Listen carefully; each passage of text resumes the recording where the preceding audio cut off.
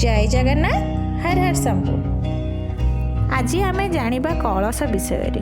घरर दुआर बंधरे कलश काहींकी बसाती, कलश बसैबा ठीक ना भूल, काहींकी दुआर मुहरे कलश बसाती, यही विषय रे आज आम आलोचना करिबा। आपणक समस्तଙ୍କ मनरे गोटे प्रश्न उठुथबो, कलश बसैबा द्वारा कौन लाभ हुए कि? यही सबू जानिबा पई एही भिडियोटी को पूरा देखंतु। स्वागत आपण मानकु भिडियो। आजिका समय रे बहुत लोक दुआर मुहरे कलश बसाउछंती। प्रथमे जानिबा यह ठीक ना भूल।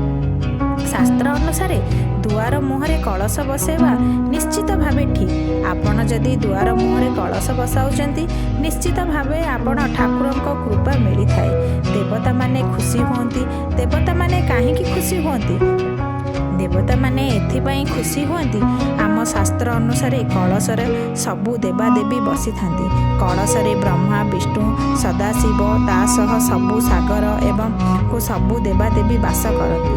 तासह आपण जदि मुख्य द्वार रे कलश स्थापन करती तेबे यह निश्चित भावे आपण को शुभ फल आनी थाए।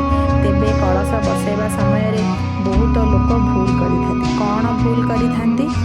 आपण माने देखिथिबे खाली पानी रखी बसैथिबे किंबा किए फूल टिके रखिथिबे किंबा पानी रे आंब डाल कि कदली कि गुआ किंबा किछि भी परिबा रखी बसै दियंती।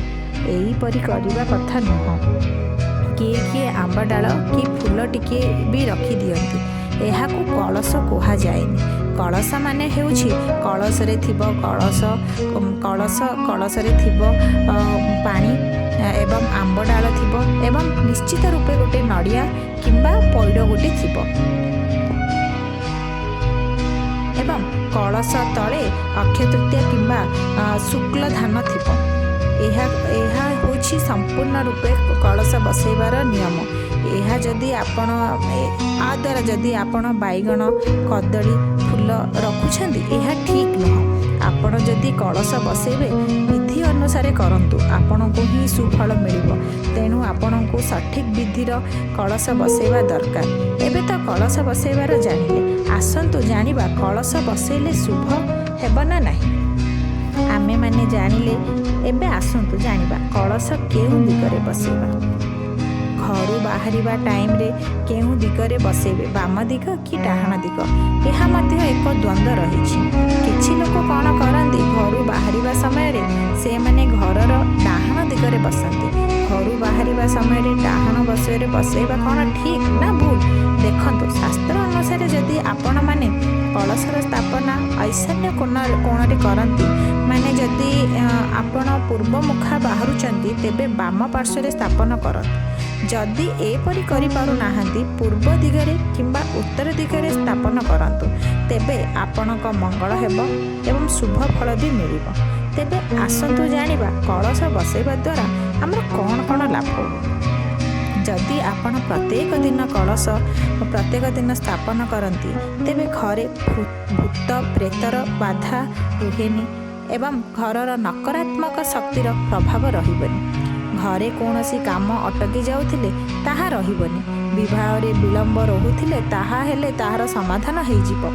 तेबे कौनसी अधूरा काम जदि रहुथिबो ताहा पूर्ण हेबो। कहिबाकू कहिले सबु काम पूर्ण हेबो जदि आपण प्रत्येक दिन कलश स्थापन करिवे एवं सेही कलश रे प्रत्येक दिन जदि सबु देवता देवी